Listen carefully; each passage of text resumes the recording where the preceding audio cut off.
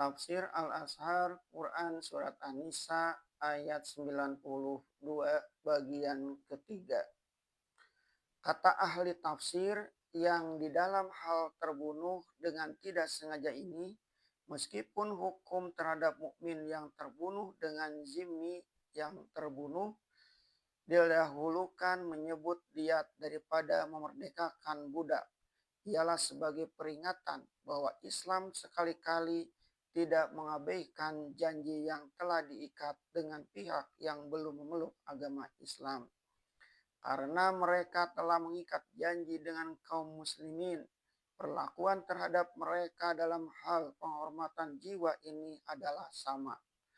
Ini telah dikuatkan oleh sebuah hadis yang dirawikan oleh Tirmizi dari Ibnu Abbas bahwasanya Nabi SAW telah melakukan secara demikian terhadap dua orang yang terbunuh dengan keliru oleh Amr bin Umayyah Ad-Damiri.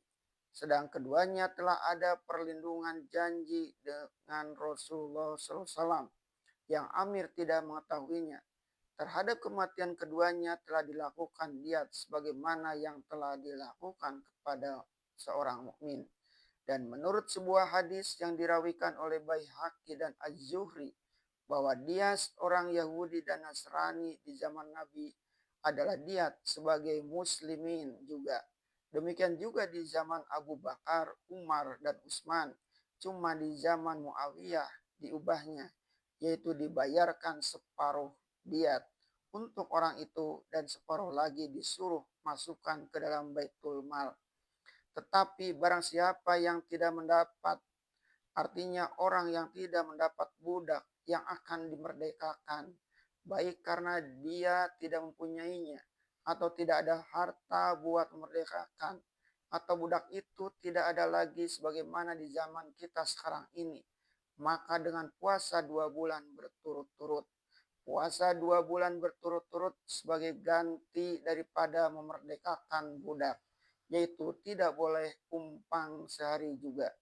Sehingga sekiranya telah sampai misalnya 59 hari, lalu di hari ke-60 terlepas dengan sengaja, mestinya diulang kembali dimulai dengan hari pertama. Karena kesalahan mengumpangkan itu nyatalah dari sebab hati yang masih kotor dan tidak berhasil membersihkannya. Demikian penafsiran dari Al-Mahaimai. Tetapi kalau dapat halangan lain, yaitu karena sakit atau musafir, niscaya berlakulah sebagai ketinggalan hari-hari bulan puasa Ramadan juga. Sebab dalam segala hal Allah tidaklah memberati manusia lebih daripada kekuatannya. Ini adalah pendapat penafsir ini. Semuanya itu adalah sebagai taubat daripada Allah. Artinya dengan melakukan puasa dengan khusyuk karena tidak sanggup mengadakan dan memerdekakan budak sehingga sampai berturut 2 bulan.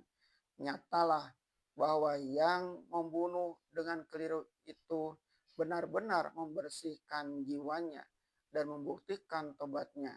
Niscaya akan datanglah kurnia tobat dari Allah terhadap dirinya dan bersihlah jiwanya dari tekanan batin karena menghilangkan jiwa sesama manusia, baik sesama manusia seagama atau sesama manusia berlain agama yang telah mengikat janji damai dengan penguasa Islam.